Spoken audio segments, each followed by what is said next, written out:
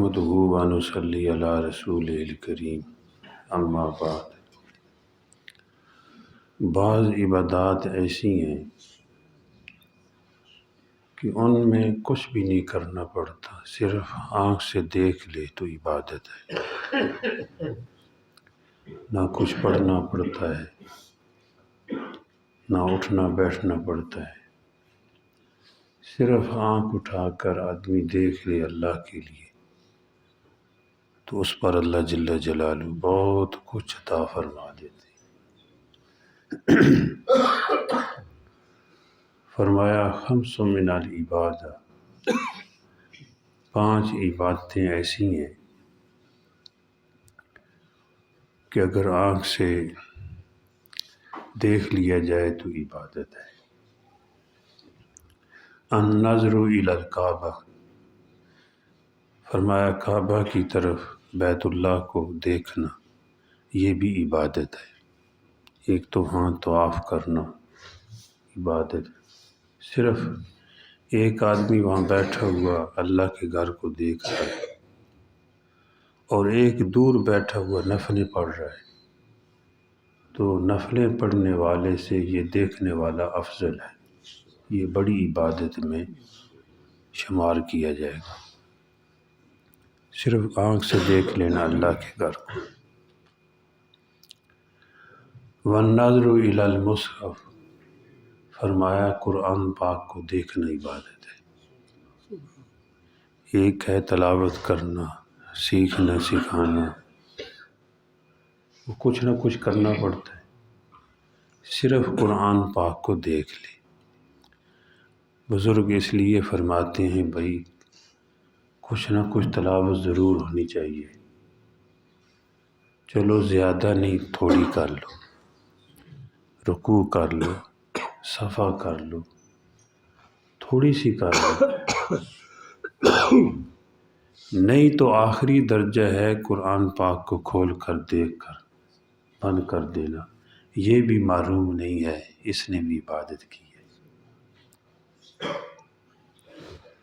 اور فرمایا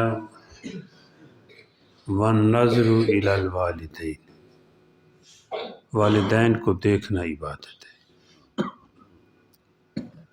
آپ صلی اللہ علیہ وسلم نے فرمایا جو محبت کی نگاہ سے اپنے والدین کو دیکھتا ہے، والدین میں سے اگر ایک بھی ہے کو دیکھتا ہے تو اللہ جل جلالہ اس کو مقبول حج کا ثواب عطا فرماتے ہیں۔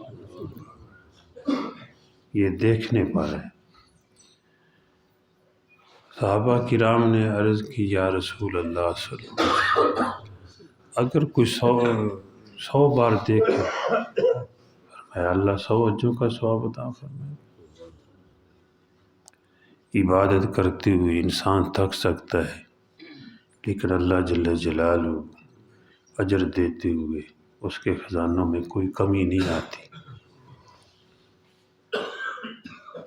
بلکہ ایک حدیث میں آیا ہے کہ فرمایا جو والدین کی قبر کو جا کر دیکھ لے، زیارت کرتا ہے، یعنی والدین دنیا سے چلے گئے، قبر کو جا کر دیکھتا ہے، زیارت کرتا ہے، تو اللہ پاک اس کو بھی مقبول حج کا ثواب عطا فرماتے ہیں۔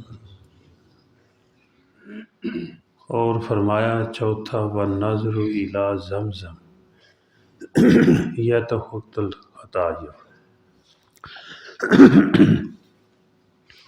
فرمایا زمزم کو دیکھنا عبادت ہے، پینا بھی عبادت ہے، دعا بھی آدمی پہلے کر سکتا ہے، صرف آنکھوں سے دیکھ لے فرمایا یہ بھی عبادت ہے، کہ فرمایا اس سے خطائیں گناہ معاف ہوتے ہیں، یتخط الخطایا۔ پانچواں فرمایا والنظر الی وجہ العالم او کما قال رسول اللہ صلی اللہ علیہ وسلم، عالم دین کو دیکھنا عبادت ہے۔ مصافحہ، فرمایا اگر کوئی مصافحہ کرتا ہے ایسے اس نے گویا کہ مجھ سے مصافحہ کیا، اور فرمایا جو عالم دین کے ساتھ بیٹھے گا اللہ جل جلالہ جنت میں اس کو میرے ساتھ بٹھائیں گے۔ تو یہ بھائی وہ عبادات ہیں کہ صرف آدمی دیکھ لے، دیکھنے پر ثواب مل سکتا ہے۔ اللہ جل جلالہ مجھے بھی اور آپ کو بھی، بلکہ پوری دنیا کی مسلمانوں کو حضور صلی اللہ علیہ وسلم کی تعلیمات کے مطابق زندگی گزارنے کی توفیق عطا فرمائے۔ الحمدللہ رب العالمین والصلاة والسلام علی سید المرسلین۔ اللہم انت السلام و منک السلام تبارکت یا ذا الجلال والاکرام۔